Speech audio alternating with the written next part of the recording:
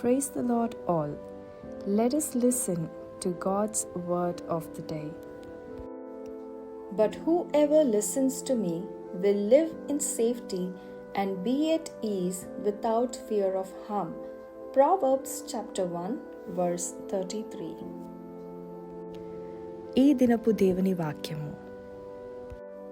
నా ఉపదేశమును అంగీకరించువాడు సురక్షితముగా నివసించును.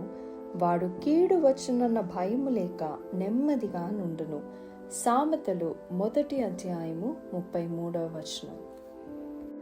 आज परमेश्वर का वचन। परंतु जो मेरी सुनेगा वह निडर बसा रहेगा और बेखटके सुख से रहेगा। नीति वचन 1 अध्याय 33वां वचन। ഇന്നത്തെ ദൈവവചനം.